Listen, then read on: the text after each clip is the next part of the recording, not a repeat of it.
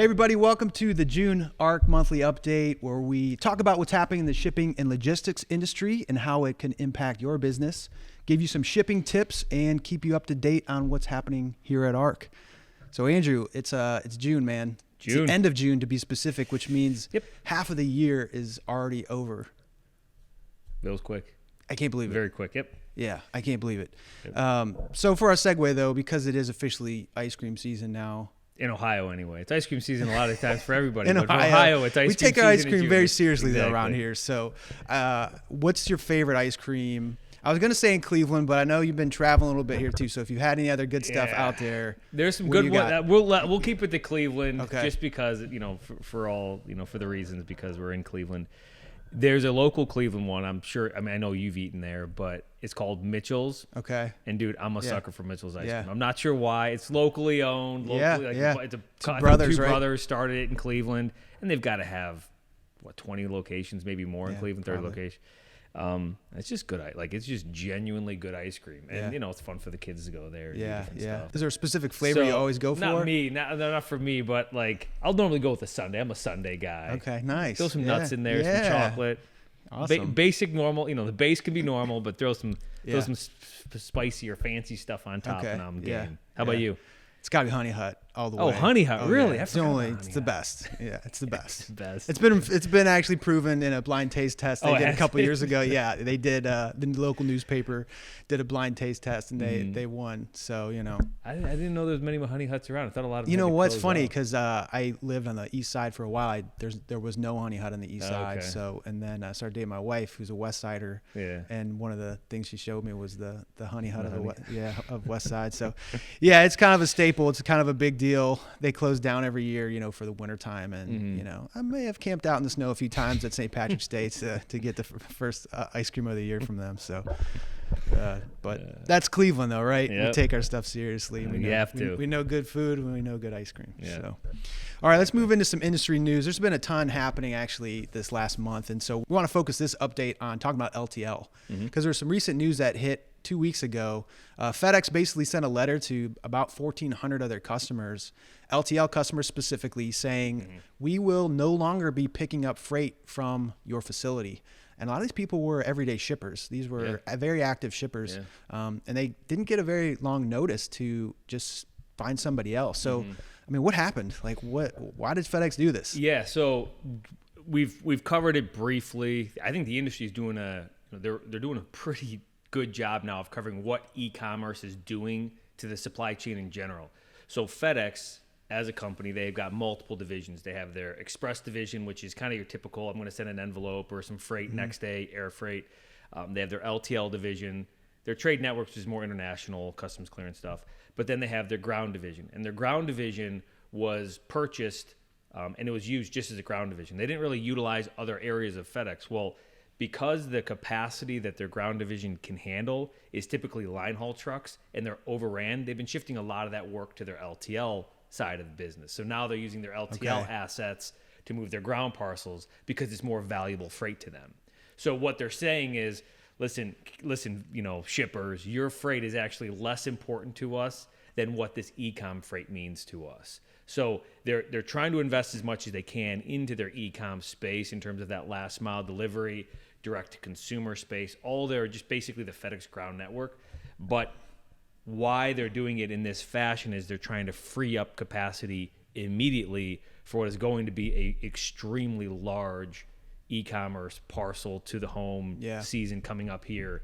I think they really kicks off end of August is the big kickoff because you have office and back to school supplies starting to ship at the beginning of August, and then all the Christmas stuff starts coming in. So the parcel carriers are trying to make decisions now immediately so that they can have space in 30 to 45 days when they need to. Okay. And then obviously it's going to hurt a lot of people who have depended on FedEx to move their LTL freight, especially with how LTL has kind of been crunched across the board. So if you've been using FedEx and now you have to go to another carrier, they're going to have capacity for you, which not many carriers have open capacity right now. So it might lead to higher rates. There's a million ways it can impact your organization. But I find it interesting that FedEx did this and and I'm not sure. I don't know how the shippers are necessarily taking it. They're annoyed, obviously. Sure. But I don't know if it's like, oh, well, I'm never going to use FedEx again, right? If there's a principle that comes out of there that says, okay, FedEx is no longer allowed to pick up. I don't know if that's going to result in it because of maybe there's during this time, we've been more accepting of situations that typically we wouldn't stand for. So we're kind of like, it is what it is. They don't have space. We just got to move on. But I do hope that a lot of shippers take this as a wake-up call in that the company that you're working with, that you're participating with, make sure they're actually a partner and they're not just utilizing your freight. And it's funny because I think this is in any industry, but whenever you're playing with the biggest companies out there, you always have to fit their criteria rather than they're fitting your criteria, right? So I think this is a perfect example where FedEx is saying, look, you don't fit our criteria anymore. You used to, but we just changed our criteria. You don't fit. Sorry. See you later. Yeah. And it's really, that's it. That's all they really care to do and keep moving forward. So, well, it ties into, I think, a bigger picture in that I think what COVID has allowed is so many organizations always tout, hey, customer service, we're customer service friendly, we're customer service oriented. And I think what COVID has brought about is it kind of showed a lot of true colors to a lot of companies that had the positive side of COVID. So there's been some companies who've been decimated. The hospitality industry, it's been terrible what's happened there. But there's been some other industries, like you think of furniture industry. Yeah. They literally have nothing. They have nothing to sell. It's all, they're waiting on back orders. But the way they're treating people in certain instances is very poor. Yeah. Because they're like, listen, we're finally not the ones who's got to offer everything off 50% off on Memorial Day to get people to buy our stuff, right? Yeah. So now we're in position of control and we're going to utilize that, which kind of shows that true colors. And I've got a personal experience. That's why it's cutting deep right here. But when a company says, we're customer focused, and then they cut 1,400 people off at the knees without saying anything, it kind of you have to take a step back and say, okay, because of the times, they're in a position of power now. How customer focused are they when they have the ability to be selective? Sure. And I think it shows a lot of colors of how organizations are being ran, especially when you see these instances where they have the ability to dictate to others. Now, do you think this is a pure profit move for them, or is this also freight profile? Some stuff just was annoying to move, or it took up more space than it should. I mean, we know that that's what carriers are really focused on. They want to maximize their capacity within their trailers. Do you think it was a combination of both? Yeah, I think in some ways it could have also been saving the customer. So I don't say it's all negative. I don't know how they approach the customers. I don't know what the selection process was, but I do think it's exactly that. They're looking and saying, we want to fill our trucks to capacity. We want the most valuable freight here.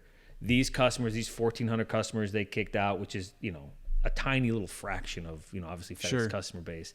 They basically said, hey, we're not shipping for. Probably had sweetheart deals, great price, fantastic pricing, where FedEx looked at it and said, hey, listen, these are the least performing on our budget sheet or on our profit P&L sheet. These are the least performing customers. Let's move them off because that space can go towards e-com that provides a much higher rate of return. And in the war that's going on in the parcel world, when you have basically your big three, you've got FedEx, UPS, Amazon, and that's it. The next one down is like a 1/50th of the size of these guys. Yeah. So they're basically, obviously you have USPS in there, but when you're owned by the government, it's hard to be considered, a for-profit endeavor. So I think they look at it and say, hey, we make more money there, so let's go there. Yeah. If you look at their filings, like their filings with the SEC and stuff in terms of what they're going to be doing and where they're going to be investing, they have made it very clear that the future of FedEx and even UPS, the future is ground freight to the customer or to the end consumer. That's where they're investing their money. And just for the record, they said officially that it was to control capacity and avoid backlogs in the most capacity-constrained freight service centers. So that was what shippers got notified with. Okay. But again, that's usually the nice thing they try to say and just say there's too much capacity, but there's usually more factors going on in some of these situations. So, and we're speculating, so it's really interesting to talk about why a company would make a move like that. And two, I think it also makes shippers have to ask, like, well, where do we fit with you? If we're using FedEx, we're using a large carrier, how are we seen by them right now? And, is that problematic for us moving forward? Yeah. Wall Street Journal published an article centered around this, and I'm not sure, which one you had read or seen, But the one person they interviewed, they spend like $300,000 with FedEx annually on LTL. So it's not like these guys are shipping once a month. And while 300,000 might not be a big number to FedEx, $300,000 represents a significant numur of shipments. If you think the average shipment's $150 or $200, you do the math and you can quickly see how many shipments they're shipping annually. It's shocking to me that someone with that much spend would be relegated to this 1,400. It's very shocking. They had to look at profitability somewhere because it wasn't about a volume play. And one thing we have actually seen change, and this has been something that is very shocking, is it used to be if you have enough volume, you get bigger discounts. Right. But now we're seeing almost like an inflection point where carriers are saying, you've got actually too much volume. Yeah. And you're going to be the one who actually brings us down because our margin's not there. There's so much freight in the marketplace now. We can actually select higher volume or higher margin, even if it's lower volume, because of this issue. So we actually had a customer come to us. They had, or by proxy come to us, they had like 40,000 packages a day they're trying to infuse into these parcel networks. And they're looking for us to help them. And what we found is as we're working through this process with them, the last mile carrier, the last mile guy, they don't have the capacity. So you're almost paying for them to build their infrastructure. So you're not getting the benefits of the consolidations like you normally would because so much capacity is needed right now. So it's very interesting. It's a very delicate balance that I don't think we've seen in a long time where parcel networks have to, and I think there's going to be other parcel networks coming out. I think parcel is going to be a battleground in the future. It should be, and it will be, because you're going to have people thinking differently about how do you attack parcel for organizations, not just today, but in the future, especially as balancing the inventory becomes more complex because now you need to service everybody 2 days or next day. Everybody's shipping 7 days a week. The typical 3PL and 4PL models that manufacturers and shippers have depended on, the pricing model might get out of line when now that I've got to ship so often, so much, and it's all got to go these certain routes. So it'll be interesting how those constrictions happen. And that actually is a great segue into the UPS points that I was going to bring up because they just released their surcharges for the busy season, which is holiday season again for parcel packaging, and it's amazing because the highest volume shipper are going to see surcharges up to $6.50 per package. So the highest volume is going to actually see the highest surcharge. The highest volume, and that's exactly, so your point being well said. Usually in logistics, we all know, hey, I have volume. I can control rates. I have leverage here. Well, now they're penalizing you for having too much volume. Yeah. And I mean, you think about $6.15 per package, and these are shippers that are shipping 5,000 packages a day. Yeah, and the average package in their network is an $8 package. So this is both for FedEx and UPS on their macro scale, on their parcel and package areas. On average, they spend $8 a package. That's what the average spend is, or revenue is, I should say. So if you look at that and you say 6 divided by 8 or 8 divided by, it's a massive increase. It's like 80% whatever it might be, increase. So like if you're a high volume shipper and all of a sudden it goes from $8 to plus $6 to $14. I mean, your P&L is just completely gone. Shot. It's crazy. And they release more. So if you have large and outsized shipments from what they want, like they're oversized or handling they're going to charge you a handling fee on top of an oversized fee as well. So that price is going up as well, where it could get as high as $6 for that as well. Normally it's $3. They're going to put it to $6 during the surge season, all the way through January 15. And then you also get a surcharge on large packages, which is it's going to rise to $40 a package on July 4th. So it's currently around $31.45. It's going to jump to $40. Then it will actually surge to $60 per package on October 3rd and stay there until January 15th. So they're obviously sending a message. Do not put this stuff on our network. We will crush you if you do, and you will pay for it if you do. Well, the hardest part is their automation. So when they actually have like a big piece, they can't just throw it on the belt. They've got to like manually sort this in their facility. So for them, if you've ever like seen how their operations operate, they want everything to sit on their little conveyor belt, shoot through their system, automatic sort and seg. It's pretty cool to see. It is. But when you get to these larger pieces, it becomes difficult for them to do it slows them down. They can't throw your 60-inch plasma screen TV or LCD TV on this belt. They actually have to hand carry it through the facility or cart it through the facility. So they would rather not deal with those. But what's crazy is what you still get in package. Like somebody was telling me the other day, they got like their 65-inch screen TV just dropped off in the Really? front No porch with kidding. package. Yeah. Yeah. Or like the Power Wheels, like, the big Oh, kid, yeah, the little big type boxes, car. they come like in the huge big boxes. and it just came in a courier, came, I think, FedEx Ground or whatever, and they delivered it. I mean, these are huge pieces that are very hard to work through sort and seg. So they're trying to really make sure people don't ship that because it slows their operation down. Yeah. So, if you're getting, a T-shirt in a box, I think it'll be pretty easy to get through their system, right? Right. It's when you're getting the Power Wheel, all your Christmas stuff that you want to buy your kids or significant other, your loved ones, that's larger. They're trying to dissuade people from obviously using their network. Yeah. Or make it actually profitable for them in some way to do it. So Right. And it's amazing because they really pigeonhole some of these big shippers into where do they go? Right. They're pretty much forced to say, hey, I know we had another customer said, well, we'll pick up 100 packages from you. That's it. Mm-hmm. But if they sell 300 packages or 400 packages that day and they need to get those out, they say, sorry, we're taking 100 and we'll come back for another 100 tomorrow. So what does that do to the customer service experience? What does that do to customers being happy and shipments moving out? And really, they're not finding a lot of avenues to be able to reach out and provide extra help with that. Mm-hmm. Well, because if I need capacity, I'm not going to find it. That's kind of the issue that we're faced with the industry for parcels specifically. UPS isn't going to just magically have capacity for me. FedEx is already telling a lot of people, no, we don't have capacity on the ground and parcel stuff. And LTL obviously now. Yeah. So where do you go as a shipper? Like, what's a strategy that you can obviously employ as a shipper? And we're in a unique position because we have actually been asked this question a lot, and we've actually been able to build out solutions for these individuals where we find open capacity, not utilizing the current parcel networks that are available to them, whether it's Amazon, FedEx, UPS, Purolator. There's a couple smaller ones that operate in different areas, but we've been able to really build out some unique solutions for them simply because they need capacity, they need the rate structure, and they need basically nationwide coverage. And one of the unique things about us is how we've always had nationwide coverage. ARC as a forwarder, we've always had all these people operating in all these cities for us. So it's been unique, basically how this has opened up avenue, I think, for a lot of other parcel companies that never would have gotten a first look. But because the way that shippers are being treated, or the way that they're being hampered and their growth is being prevented by what used to be someone they kind of forced their will on when they were a large shipper. So the power structure has obviously been, the balance has changed for now. Been inverse, and they're looking for answers. So for someone who is looking for answers, I was going to say shameless plug for ARC here, shameless but plug.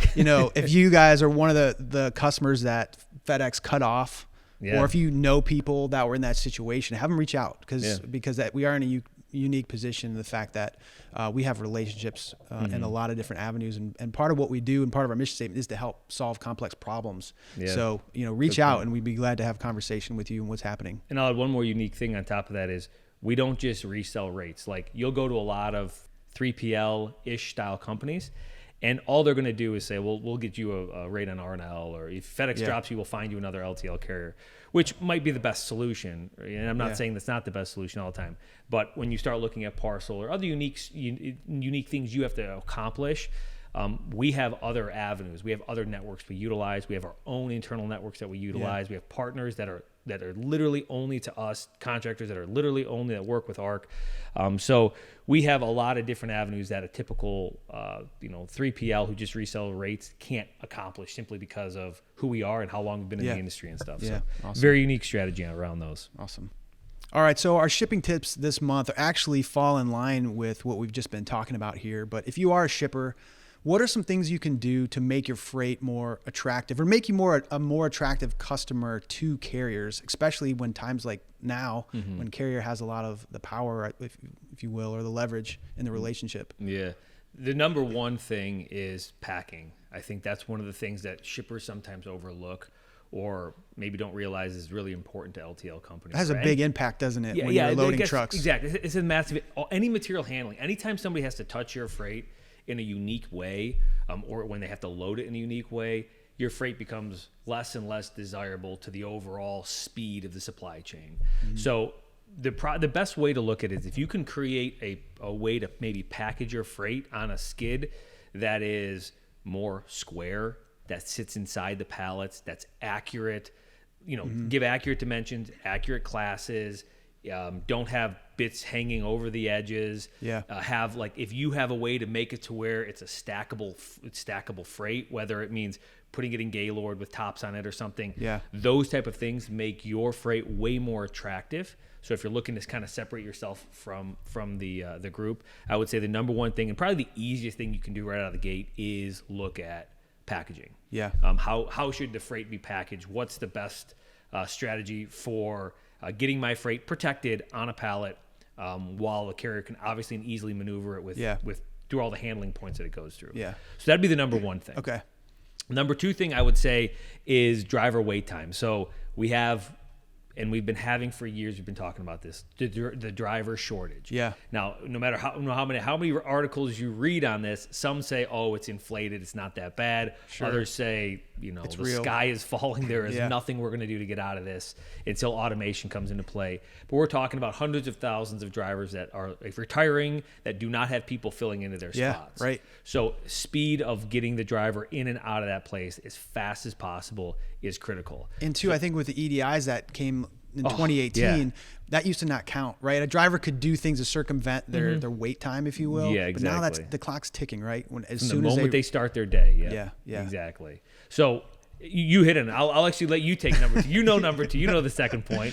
Well, I just think being in the industry and knowing when trucks are coming in and out, I think a lot of times a shipper can be so focused on themselves and like our production schedule that they neglect to think about the fact that, hey, if we know a driver's coming in and we're running 2 hours late, like the impact that's going to have, and eventually that will roll into the cost, because if you're constantly a late shipper and you keep telling or setting appointments or telling people to come in at certain times and you can't meet that time over and over again, like you said, you're getting a little check mark next to your account that says, hey, you're wasting our driver's time.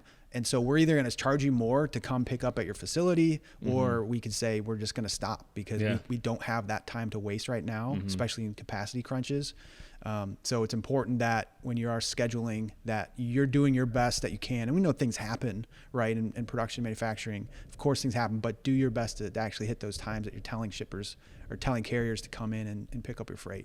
Yeah, and one of the surprising things, which I'm not sure how many people have seen this, but when you actually look at a manufacturer on like a Google search, you actually will start to see reviews based on how long people had to wait. Truck drivers are very active. It's kind of a crazy thing where they're letting other people know, like, hey, great shipper, they loaded me fast. You're right. Talk to Mitch on the dock, whatever it might be, whatever notes might be in there. Yeah. So they have this kind of subculture through Google reviews where if you're a bad shipper, it's no longer just the person who you've dealt with. It's now being public on the web saying, hey, these people are slow, or they treated me poorly, or whatever it might be. Yeah. So it's important to know that as a shipper, you have to reflect that.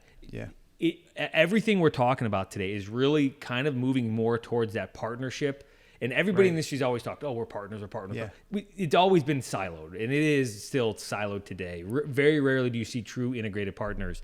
But for us to actually accomplish this as, both sides of the spectrum, as manufacturers and shippers who have the freight and those who have the assets to move the freight and they know how to move the freight, there has to be a closer melding of what needs to happen. So we just talked about the first two, which is the way you package your freight. Make sure it's good and easy to move. Make sure it's not going to be prone to damage. Make sure that what you say it is, whether it's dimensions, weight, all that sort of stuff. Because every time a reweigh needs to happen, that means time's delayed. Right. They have to put it onto a 3D scanner. So, over the years, LTL companies have added every tow motor automatically weighs every piece. They're now running these things through automated scanners, these huge scanners that hang from the ceiling. They lay your piece of freight there. It hits it. These things cost hundreds of thousands of dollars a piece.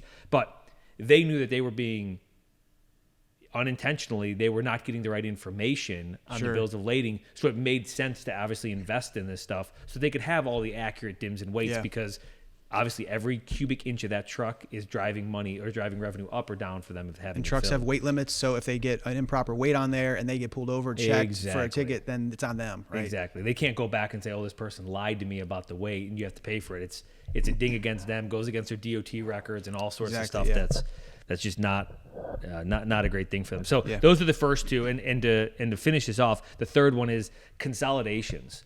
Anytime you can consolidate your cargo, and especially when you look at the truckload space, right? If you can get, a two stop as opposed to sending 2 individual trucks out, or sending out 15 LTL orders consolidated on one truckload or something like that. It will make sense for you, not just from a financial standpoint, but also from a handling standpoint and from a system capacity standpoint. So anytime you can consolidate, usually you as a shipper will end up in a much better spot. So those are the three, I think, main key takeaways. I would say if you're an LTL shipper, you're struggling, what are 3 ways you can impact, or 3 ways that your team can impact today without, interaction with the LTL company? It's packaging, dwell times or wait times for the driver, and then third, consolidate when possible. Awesome. Thank you for those. And hopefully, shippers can think through those things and make sure that that's set up right in their organization and save some time and money. Yeah. All right. We want to move to a quick company highlight. We talked about this actually in our last monthly update, our Gabon container, something that we do every year. We help a local organization ship a full container load to Africa. It goes to a medical hospital out there. It's full of all kinds of goods and things that they need. So we actually just got done doing that. We loaded everything and got everything sent off. So there's a video I made actually to kind of show it. And actually we interviewed George, who kind of had that George initially got that relationship going and started helping him out. So we'd love for you guys to check it out. Check it up on our YouTube page or our blog page on arctransportation.com. We'll link it below. Yeah, we'll link it below. And you can kind of just get a feel for what we're doing around here to help others. Yeah, it's great stuff. Love it. Lastly, Andrew, we're at the Did You Know section for June. Let's hear it, Matt. Did you know? Well, I know both of us being fathers, I wanted to look up some info on Father's Day. Okay. And did you have a good Father's Day? I did. Yeah. We're just a little bit past Father's Day. I did. It was my wife's birthday at the same time this year, so I had to share it. You really, Not the exact same day, but the day before is my wife's. I know my wife's birthday is the day after your wife, so it was a shared holiday. So I got breakfast. They made breakfast for me, and then I took over for my wife's birthday for the rest of the day. So, but it was actually a really good day. My Did You Know fact is the spending on Father's Day, right? So I really didn't have a grid for how much the U.S. Americans spend on Father's Day. It clocked in this year $20 billion on Father's Day. For Father's Day, $20 billion, up from $17 billion last year. Oh my goodness! It is a big day. My family has some work to do to get my slice of the $20 billion over to me. Yeah, my goodness. And as much as we love Father's Day, Mother's Day still takes the cake. They clocked in $28 billion spent on Mother's Day. Course. Yeah, they deserve it. But we're talking about this. They do. They totally deserve it. Yeah. Whatever you got your mom, I'll give them something the $8 billion. It's okay. Extra $8 billion. But that is amazing how even our conversation about package, how that's changed. I mean, one day people are trying to spend, and this is, these are holidays and stuff, but billions and billions of dollars, tens of billions of dollars happening in, unlike a Father's Day, which is relatively a lower volume compared to your bigger holidays, which is, it's kind of shocking. Yeah. It's mind-boggling. So willing to spend for our moms and dads, so they're worth it. But, that's excellent. So that's it. That's it for June, everybody. Thank you so much for joining us this time, and we look forward to talking to you next month. Thank you.